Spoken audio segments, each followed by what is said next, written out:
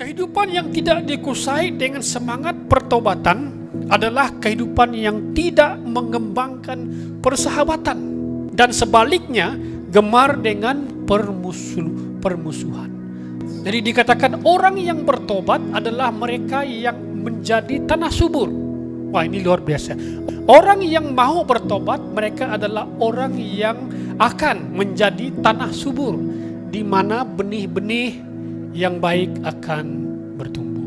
Artinya suami atau istri yang bertobat akan membawa perubahan bagi keluarga. Ibu bapa yang bertobat akan akan berpengaruh terhadap kehidupan anak-anak. Pertama, pertobatan itu adalah kembali kepada Tuhan. Semua korban persembahan kepada Allah menjadi sia-sia tanpa pertobatan.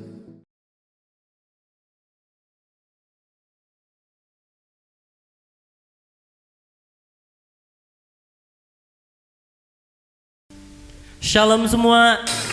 Saat ini mari kita memuji Tuhan di tempat ini. Amin. Haleluya. Mari ini kita naikkan lagu Oleh Darah Anak Domba.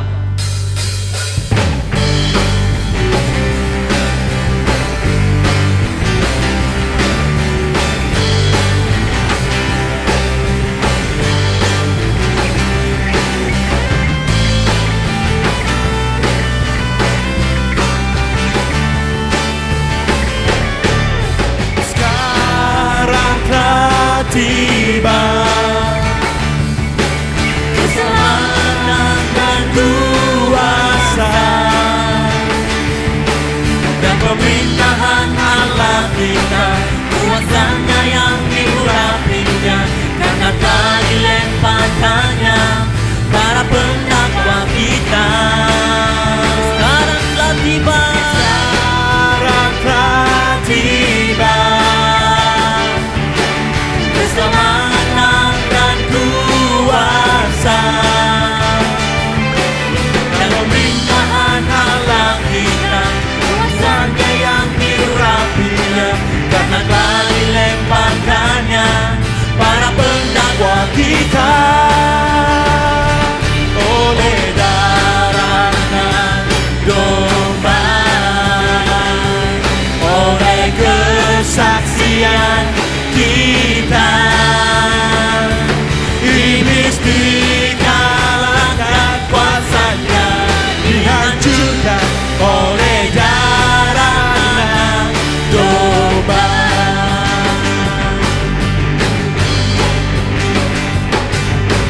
Sekarang telah tiba keselamatan dan kuasa dan pemerintahan Allah kita, kuasanya yang diurapinya, karena telah dilemparkannya para pendakwa kita.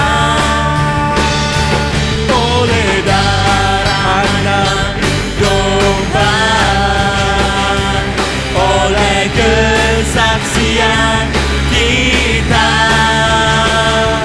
iblis dikalahkan, kuasanya dihancurkan oleh darah anak domba. Oleh darah anak domba, oleh kesaksian kita, iblis dikalahkan, iblis dikalahkan, kuasanya dihancurkan oleh darah anak domba. One more time, 3, 2, 1.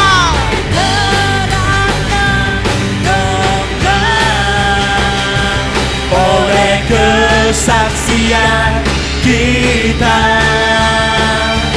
iblis dikalahkan, kuasanya dihancurkan oleh darah anak domba. Oleh darah anak domba, oleh darah anak domba.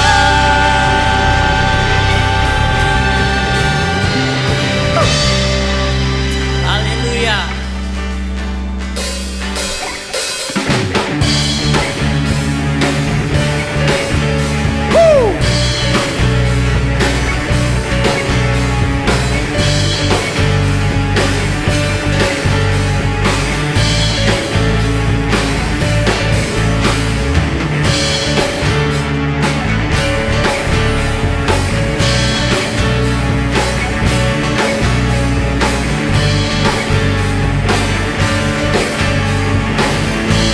Katakan, ajarku berdiam, ajarku berdiam dekat di hatimu, di saat ku berpaling temukan cintamu. Di sana kau menanti untuk bawaku lagi bersekutu dalam damai yang sejati. Oh, ku nambah hatimu. Oh, inilah hidupku. Hidupku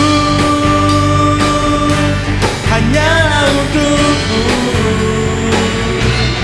Segenap hatiku kagum akan kebaikanmu. Nafasku menceritakan kasihmu. Ajarku berdiam dekat di hatimu.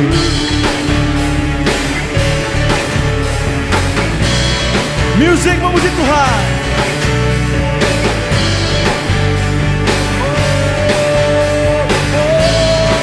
Katakan ajarku berdiam. Ajarku berdiam dekat di hatimu. Di saat ku berpaling, temukan cintamu. Di sana kau menanti untuk bawaku lagi bersekutu dalam damai yang sejati. Oh, ku nambah hadirmu.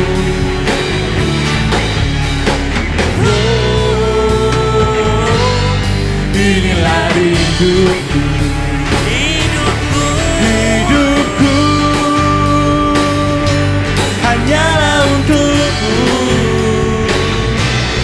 Segenap hatiku kagum akan kebaikanmu. Nafasku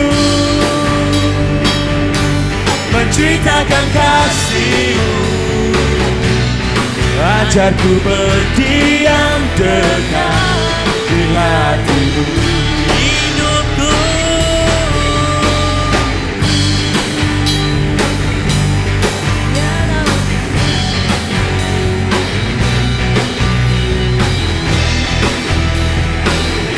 katakan oh. Oh, ku nambah hadirmu. Oh, inilah rinduku. Oh, hidupku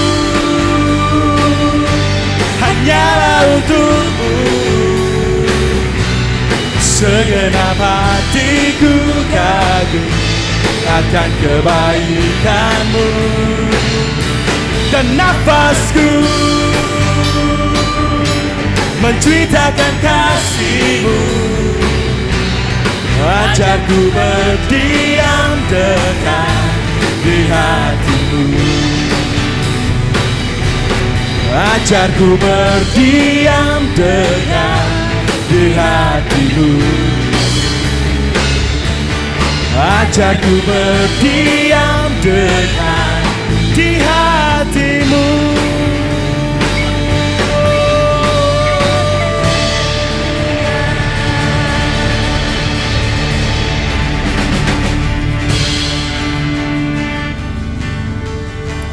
Mari kita sembah Dia. Katakan hidupku. Hidupku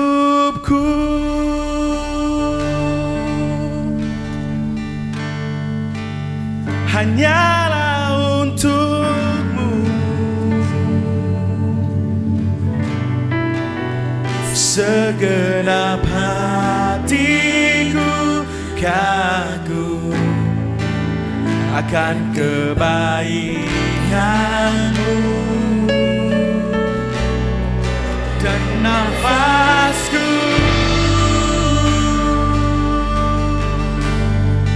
menceritakan kasihmu.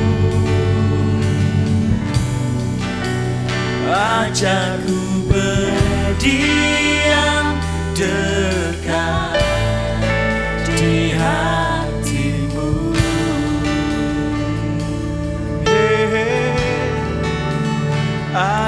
ku berdiam dekat di hatimu.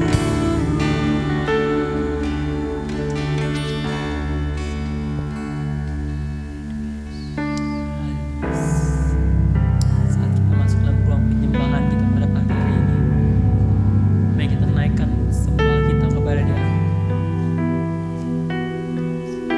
Oh haleluya, haleluya, terima kasih Yesus. Hanya padamu Tuhan kami berserah Tuhan Yesus. Oh haleluya Tuhan, begitu banyak sekali Tuhan kebaikan Engkau yang selalu hadir dalam hidup kami Bapa, yang tidak pernah berhenti Tuhan. Haleluya, terima kasih Tuhan. Terima kasih Tuhan Yesus. Haleluya.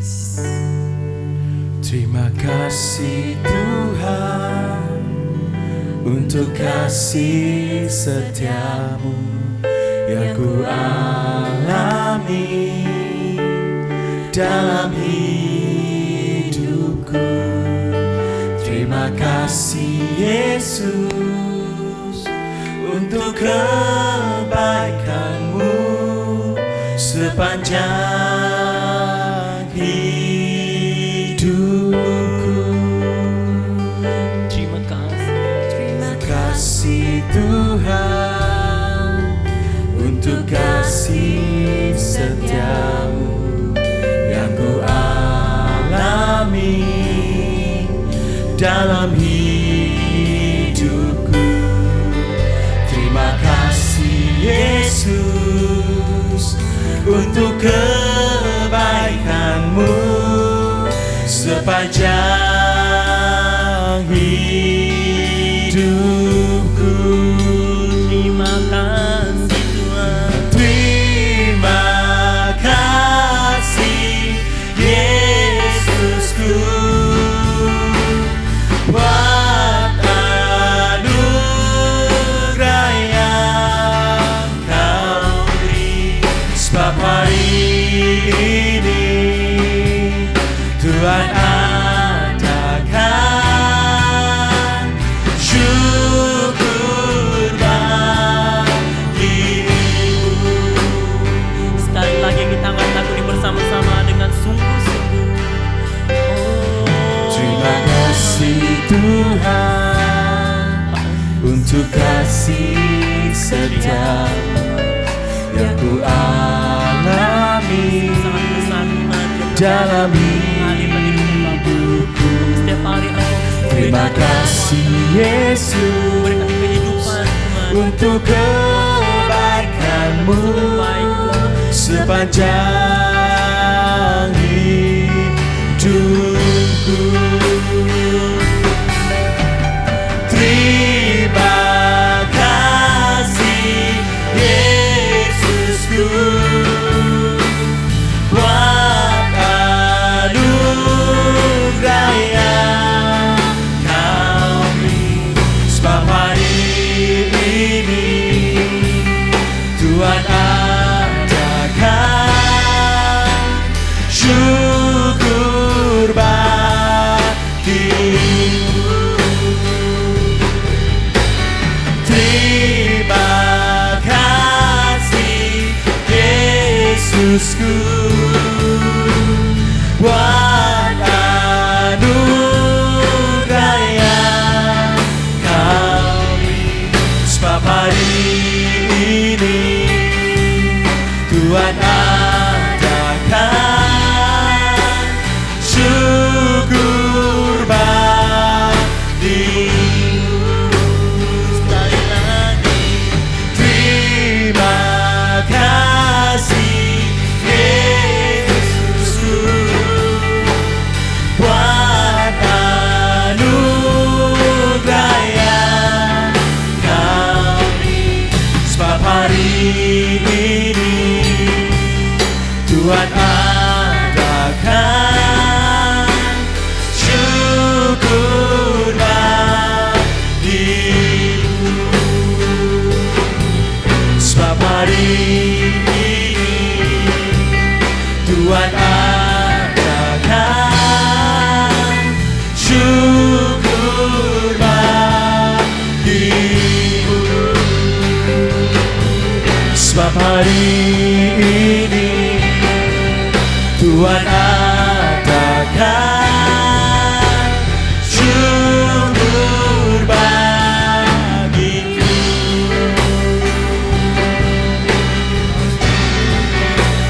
Syukur bagimu Tuhan, Kau menaikkan Terima kasih Yesus. terima kasih Terima kasih Tuhan.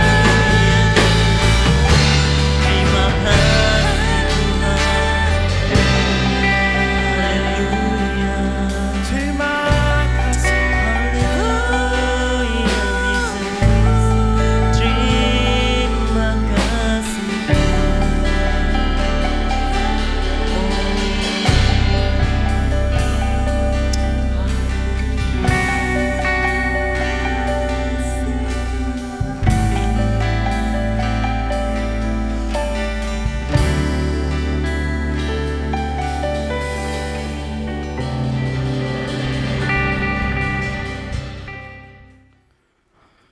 Oke, salam jemaat Tuhan.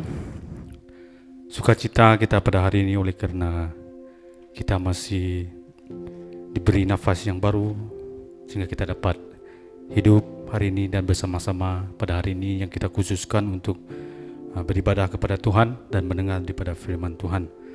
Jadi pada hari ini saya akan membawa kita untuk melihat kepada Injil. Keunggulan Injil itu yang saya akan membawa kepada kita, bagaimana Injil itu diberitakan, bahwa Injil itulah yang mengatasi segala sesuatu ataupun yang unggul daripada segala sesuatu. Jadi itu yang kita akan belajar daripada surat Paulus kepada jemaat yang ada di Galatia. Jadi sebelum kita lebih lanjut, mari kita berdoa. Saya akan bawa kita dalam doa. Pujian syukur kami naikkan pada Engkau ya Tuhan, oleh karena kasih setiamu, anugerahmu yang kami miliki Tuhan. Kami ada pada hari ini, kami dapat menang di atas dosa oleh karena iman kami pada Engkau Tuhan Yesus, Juru Selamat kami yang telah memampukan kami dengan rahmat-Mu untuk mengerjakan segala sesuatu sesuai dengan kehendak-Mu ya Tuhan Yesus.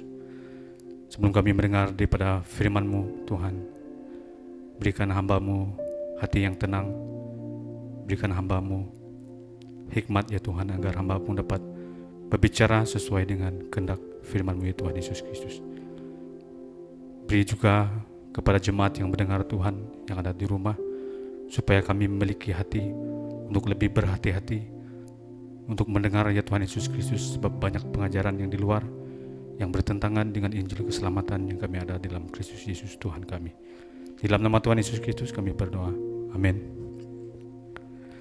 Oke, pada hari ini saya akan membawa kita untuk melihat pada surat Paulus kepada jemaat yang ada di Galatia. Jadi surat Paulus ini sangat pribadi, oleh karena dia menulis untuk meyakinkan jemaat Galatia bahwa dia adalah sungguh-sungguh seorang rasul. Itu yang ditulis oleh Rasul Paulus, dia mempertahankan kerasulannya. Dan dia juga tidak memberi banyak kata berkat dalam pendahuluannya. Seperti kebiasaan kalau di dalam surat-surat Paulus, dia akan menulis agak panjang lebar untuk berkat ataupun doa kepada jemaat yang dia beri surat itu. Jadi di dalam Galatia dia sangat berbeza. Seakan-akannya dia meluap dengan emosi dia. Mungkin oleh karena ada ajaran-ajaran yang sudah masuk ke dalam Galatia. Saya akan baca daripada pasal yang pertama. Dari Paulus, seorang rasul bukan karena manusia, juga bukan oleh seorang manusia, melainkan oleh Yesus Kristus dan Allah Bapa yang telah membangkitkan dia di antara orang mati, dan dari semua saudara-saudara yang ada bersama-sama dengan aku, kepada jemaat-jemaat di Galatia. Kasih karunia menyertai kamu dan damai sejahtera dari Allah Bapa kita dan dari Tuhan Yesus Kristus, yang telah menyerahkan dirinya karena dosa-dosa kita untuk melepaskan kita dari dunia jahat yang sekarang ini menurut kehendak Allah dan Bapa kita. Baginya lah kemuliaan selama-lamanya. Hanya itu yang di dalam salam Paulus, sangat singkat. Lalu dia terus masuk ke dalam apa yang dia mau tegur kepada jemaat ini. Dia terus masuk ke dalam perkataan yang keras di sini. Aku heran bahwa kamu begitu lekas berbalik daripada Dia yang oleh kasih karunia Kristus telah memanggil kamu dan mengikuti suatu Injil yang lain, yang sebenarnya bukan Injil. Hanya ada orang yang mengacau kamu dan bermaksud untuk memutarbalikkan Injil Kristus. Itu yang dikatakan Paulus di sini. Berartinya ada orang yang sudah membawa Injil yang berbeza. Nanti kita akan lihat apa yang Injil berbeza itu.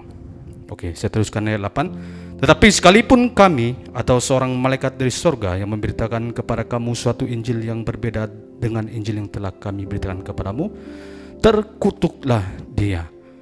Seperti yang telah kami katakan dahulu, sekarang kukatakan sekali lagi, jikalau ada orang yang memberitakan kepadamu suatu Injil yang berbeda dengan apa yang telah kamu terima, terkutuklah dia.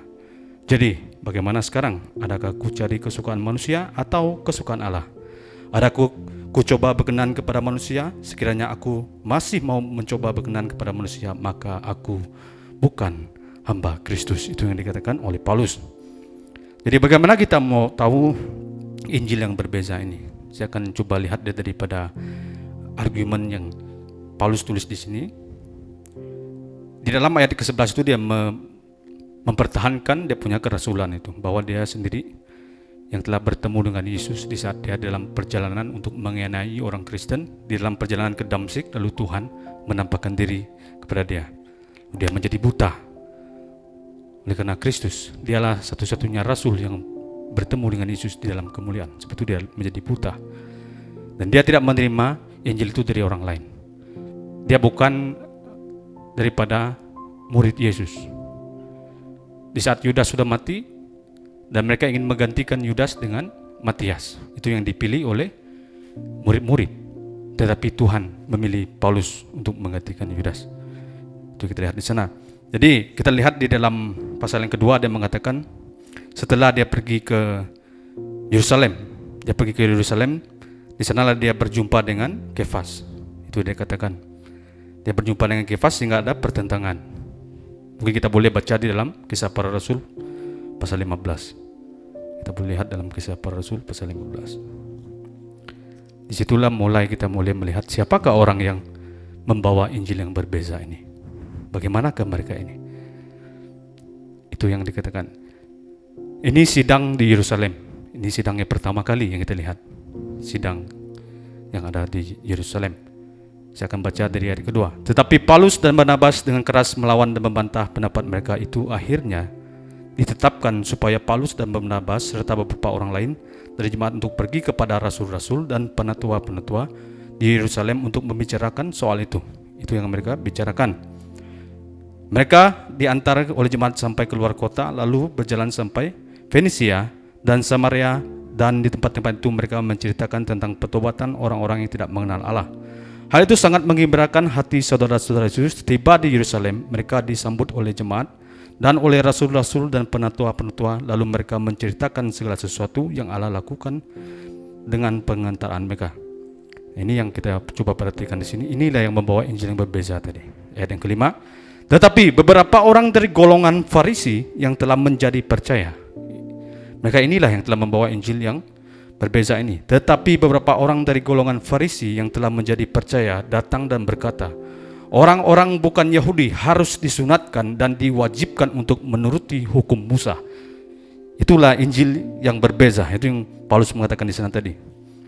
Mereka inilah yang telah pergi ke Galatia, sehingga mereka mengatakan walaupun mereka sudah percaya kepada Yesus, tetapi mereka menambahkan mereka harus menyunatkan diri ataupun menurut hukum Musa untuk keselamatan. Yang itu kita lihat di sana tuh. Dan di saat Tuhan Yesus masih di dunia pun dia mengatakan di sini, hati-hatilah terhadap ragi Farisi. Itu yang dikatakan oleh Yesus Kristus. Jadi apabila kita coba belajar di tempat ini adalah bagaimana kesesatan yang dibawa ini bukannya dari luar, bukan pengenaan luar, tapi ini dari dalam. Sehingga mereka menambahkan sesuatu kepada Injil itu. Tapi Paulus dengan tegas dia mengatakan dia tidak akan mundur. Seperti dalam ayat kelima pasal yang kedua itu, Tetapi sesaat pun kami tidak mau mundur dan tunduk kepada mereka agar kebenaran Injil tetap kepada kamu. Itu yang dikatakan oleh Paulus. Injil itu adalah kekuatan Allah menyelamatkan manusia, bukan dengan perbuatan-perbuatan mereka untuk mentaati hukum Taurat. Yesus adalah kegenapan hukum Taurat. Sebab itu juga kita boleh melihat di mana Yesus berbicara dengan orang kaya yang masuk kerajaan Allah. Ada seorang pemimpin bertanya kepada Yesus di dalam Lukas pasal 18 ayat ke-18.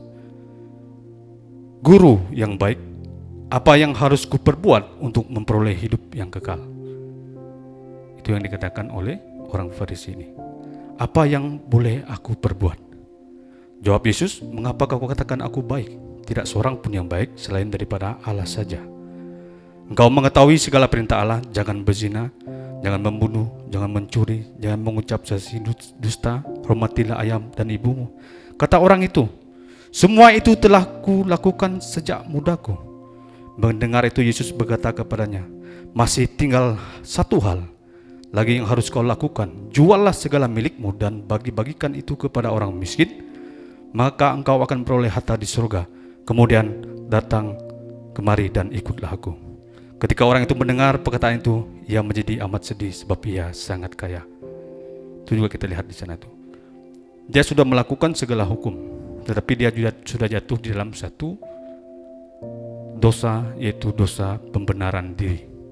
Itu yang dilakukan oleh orang ini. Sehingga dia mengatakan, apa hal yang baik? Kalau yang baik itu adalah moral dia perfect. Hanya satu yang perfect moral, yaitu Allah yang memberi hukum moral. Tapi orang ini mengatakan dia juga adalah baik. Tapi Yesus mengatakan dia tinggalkan segala milikmu, seperti dia tinggalkan segala kekayaan jadi surga, kemuliaan di surga untuk datang menyelamatkan kita orang yang berdosa. Tetapi orang ini tidak mau. Oleh karena dia sudah jatuh di dalam, itu sifat-sifat orang Farisi tadi.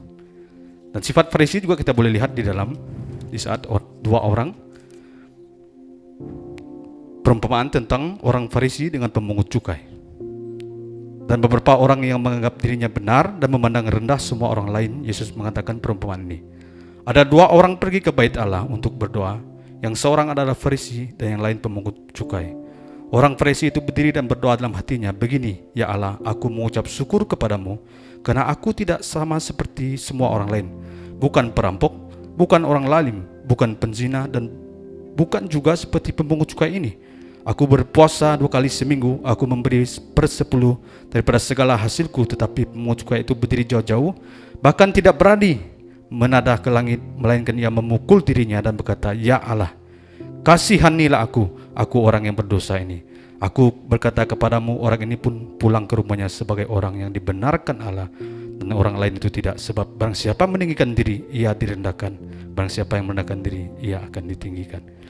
Itulah sifat-sifat orang yang merasa mereka boleh melakukan hukum Taurat ini dengan sempurna.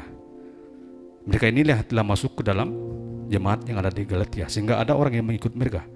Sebab itu Paulus, dia menegaskan itu, aku heran bagaimana kamu begitu lekas berbalik daripada dia yang oleh kasih karunia Kristus memanggil kamu dan mengikuti satu Injil yang lain.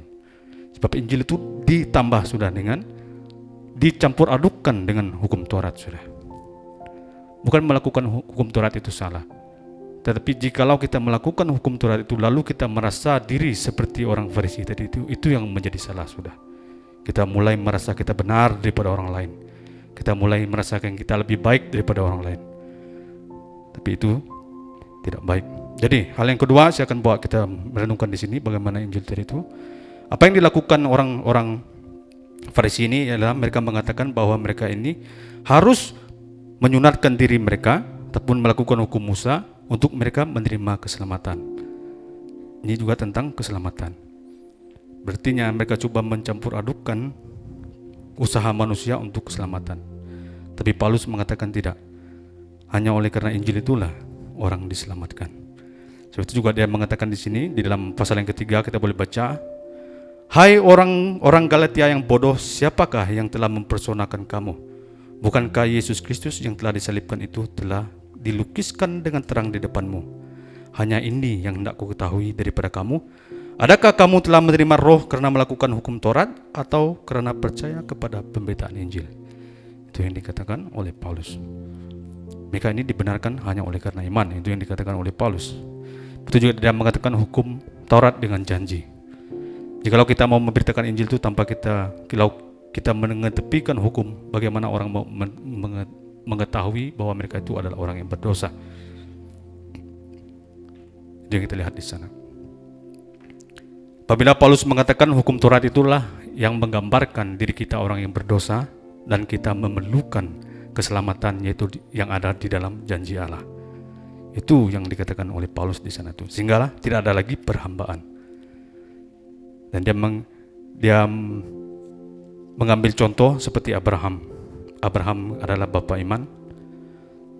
Dia dibenarkan oleh karena iman, itu yang dikatakan di sana. Tapi jikalau kita melihat Abraham itu percaya sebelum dia menyerahkan Ishak, pun berpuluh tahun baru Tuhan mengatakan pada dia bahwa istri dia di saat Sarah sudah tua, baru dia akan melahirkan seorang anak. Melalui keturunannya lah Kristus akan dilahirkan. Di saat dia menyerahkan Ishak pun Tuhan menggantikan dengan domba yang ada di semak itu. Itulah yang menggantikan Ishak, itulah Yesus. Jikalau Ishak itu Abraham dibenarkan oleh perbuatan dia, berarti dia ada satu yang dia boleh megahkan di depan Tuhan. Tapi Tuhan menggantikan dengan anak domba Allah yang sempurna untuk menggantikan kita yang harus menerima hukum. Jadi begitulah yang dikatakan oleh Paulus bahwa ada Injil yang berbeza.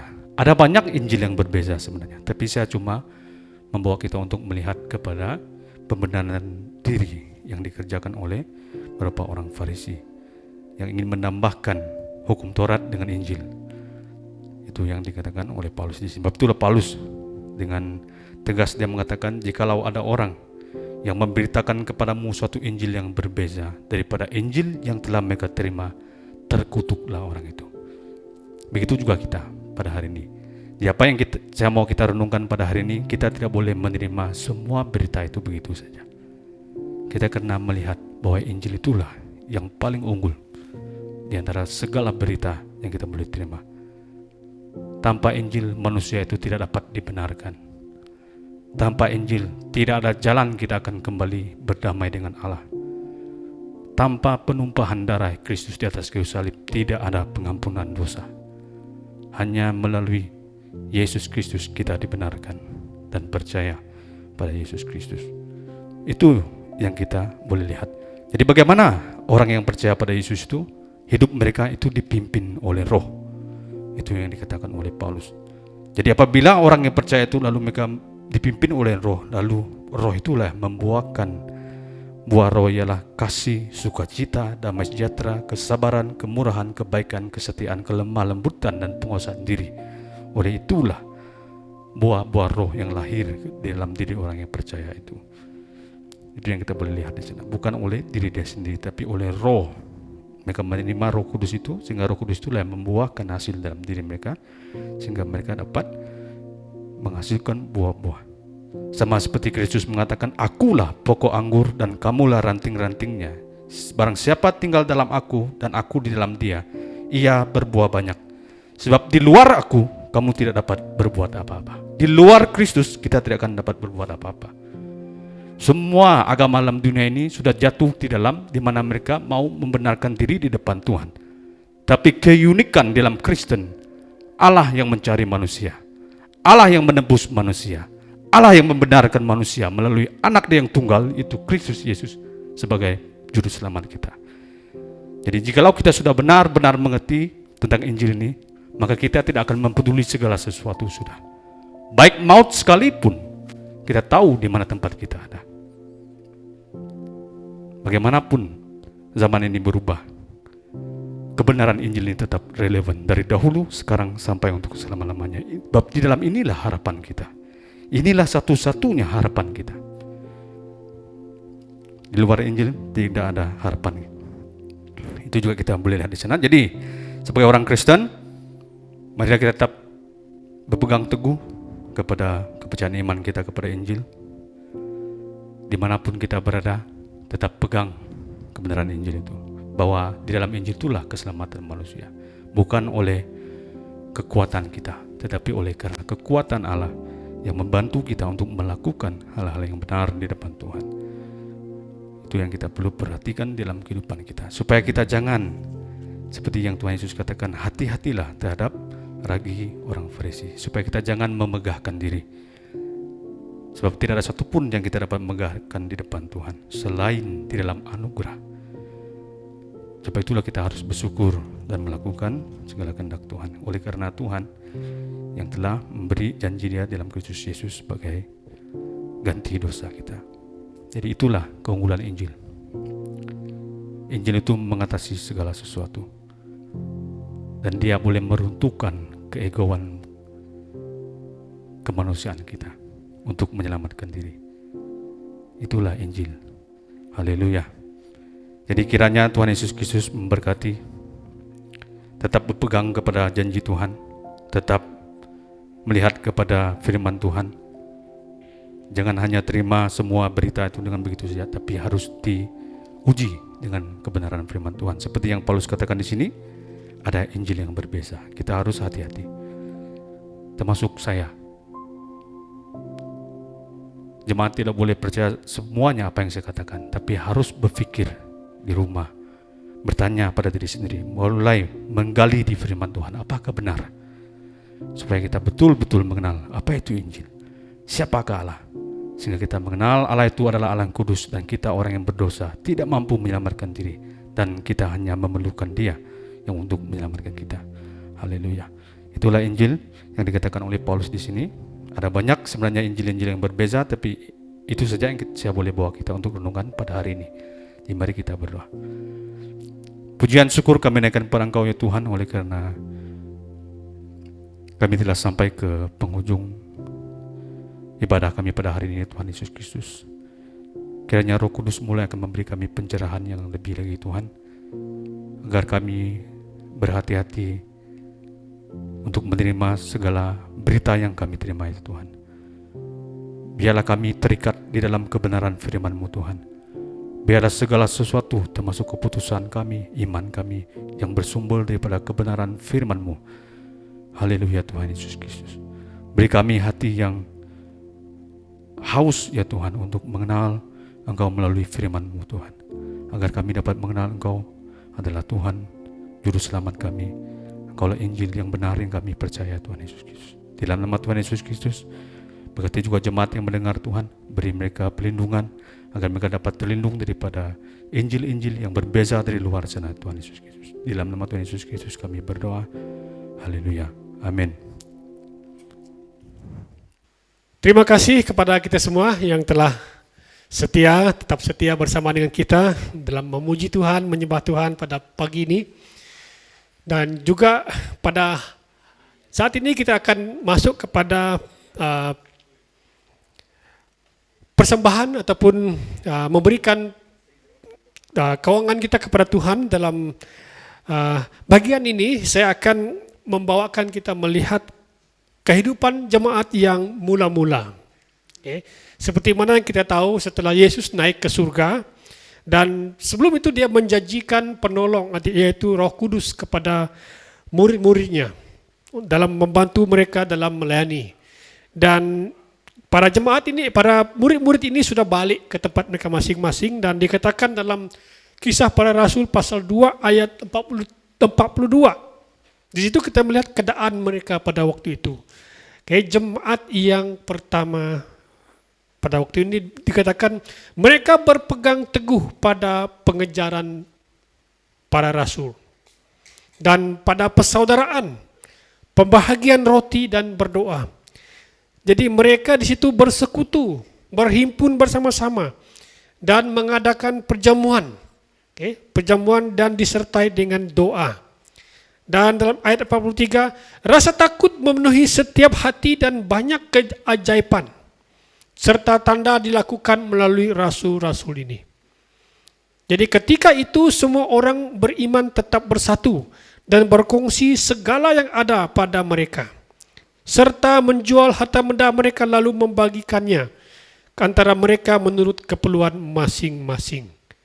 Dan yang menarik sekali dilanjutkan, demikianlah setiap hari mereka di bait Allah. Mereka di bait Allah dengan satu hati dan membagi roti dari rumah ke rumah, lalu memakan rezeki mereka dengan sukacita dan tulus hati, sambil memuji Allah dan menerima rasa muhibah daripada semua orang. Dan dikatakan tiap-tiap hari, setiap hari Tuhan menambahkan bilangan jemaah itu dengan orang yang diselamatkan. Bapak Ibu, inilah keadaan jemaat yang mula, yang pertama-tama. Mereka bersatu, bertekun, bekerjasama. Mereka muhibah satu dengan yang lain. Jadi ini seharusnya menjadi contoh bagi kita. Ya, dalam rumah kita, dalam keluarga kita bersatu, bertekun, muhibah bersama-sama dalam melakukan kegiatan-kegiatan ibadah kita. Jadi pada hari ini mari kita persiapkan hati kita untuk memberi yang terbaik kepada Tuhan. Okay. Jadi kita tunduk kepala, kita berdoa. Allah Bapa yang di surga,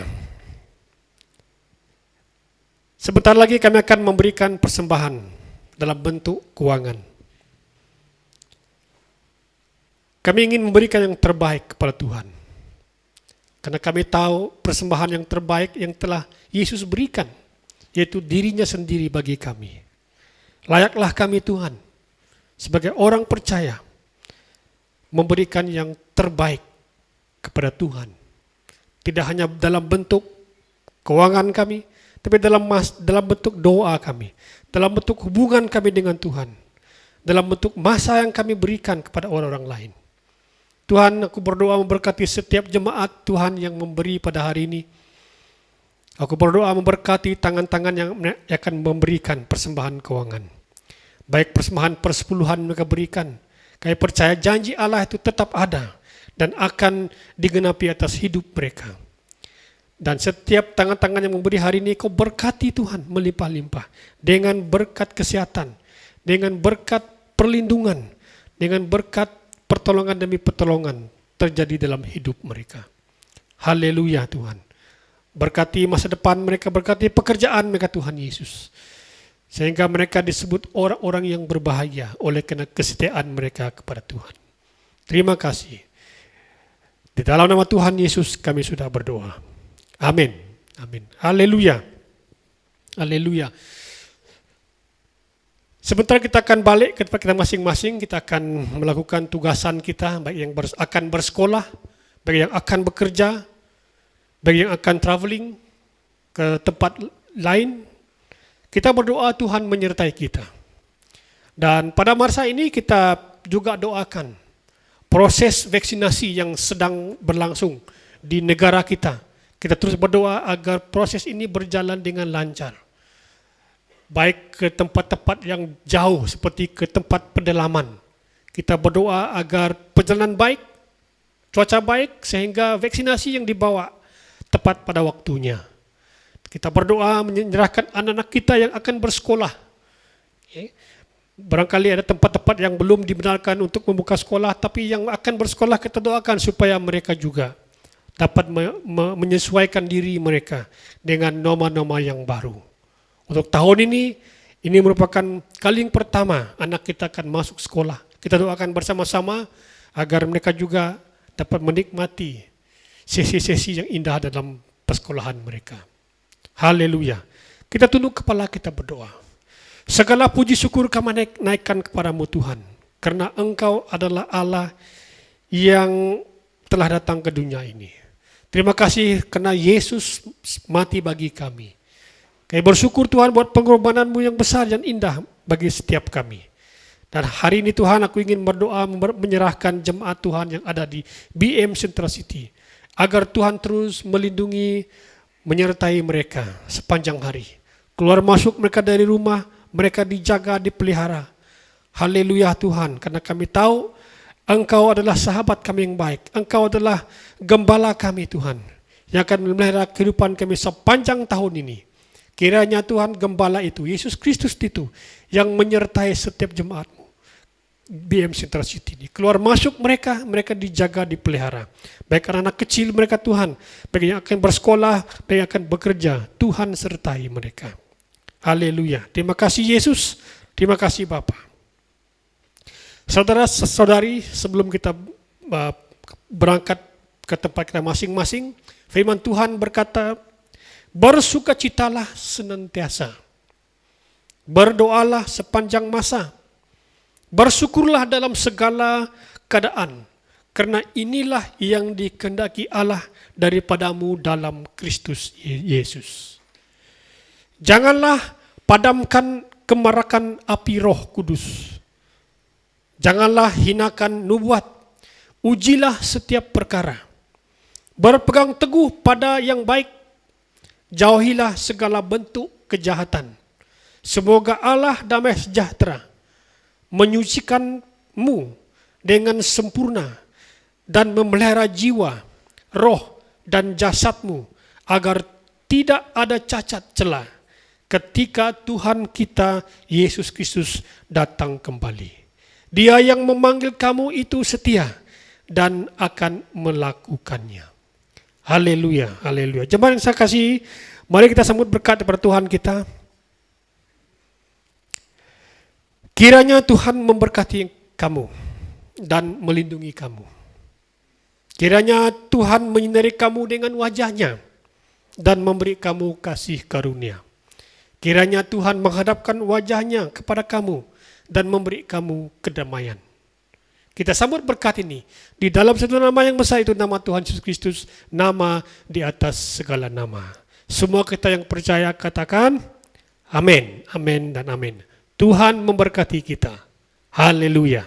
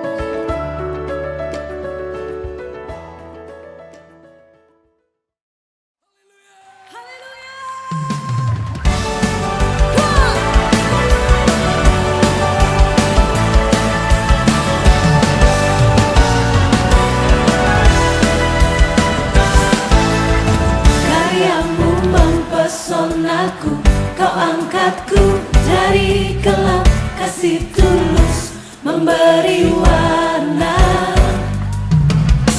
Kau buang semua gelisah, kau beriku sukacita, kau buatku selalu tertawa. Kau taruhlah bunga dalam hatiku, mulutku bersorak memuji namamu. Dari hatiku mengalir pujian bagimu, oh sukacita, Rohmu hadir di sini, dan ku menari memuji di hadapanmu Yesus. Sukacita, Rohmu hadir di sini.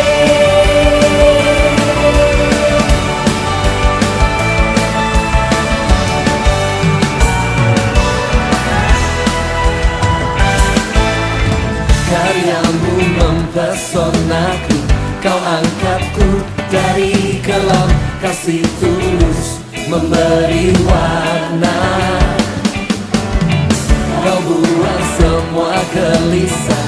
Kau beriku sukacita, kau buatku selalu tertawa.